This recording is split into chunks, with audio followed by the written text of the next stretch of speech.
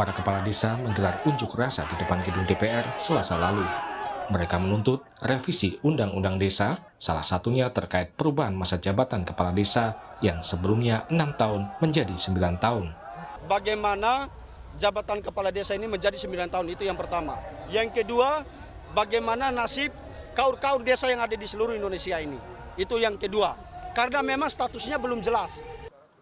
Anggota DPR dari PDIP, Budiman Sujatmiko, mengklaim Presiden Jokowi setuju dengan usulan perpanjangan jabatan kepala desa menjadi 9 tahun.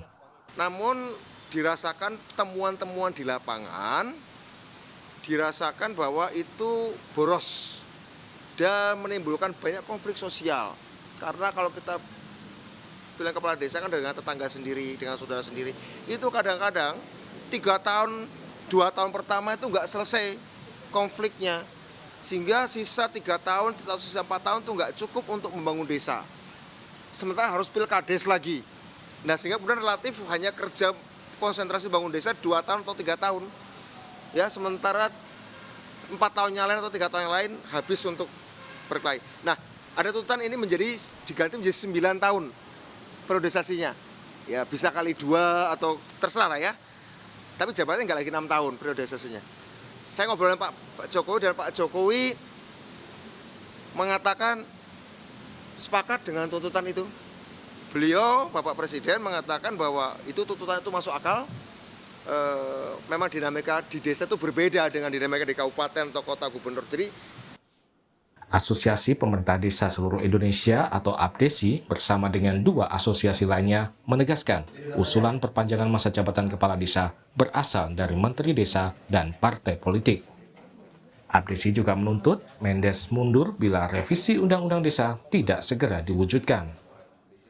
Di sisi lain bahwa kita mendukung revisi, di sisi lain juga tadi bahwa Menteri Desa harus mundur.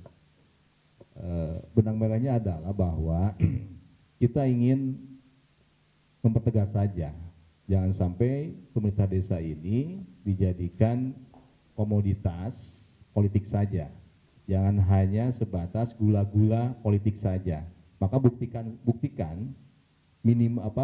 di bulan Oktober itu masuk prolegnas tidak tentang revisi itu, dan perlu digarisbawahi bahwa revisi Undang-Undang Desa itu bukan hanya sekedar pasal 39 perpanjangan masa jabatan, masih ada hal-hal yang lain yang bentuknya membangun kedaulatan juga kesejahteraan bagi desa. Itu yang lebih penting menurut saya seperti itu. Nah, kaitan Pak Menteri Desa ya karena kami menganggap bahwa 3 organisasi ini dengan statement-statement beliau ya yang seolah-olah menjadi sebuah kepastian, maka di bawah menjadi sebuah gaduh, termasuk aksi yang kemarin. Kita sangat malu lah, dicibir, dicaci maki, dibully oleh warga masyarakat desa kan di medsos itu sangat luar biasa.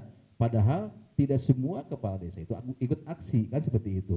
Dampaknya terasa banget sama kita seperti itu.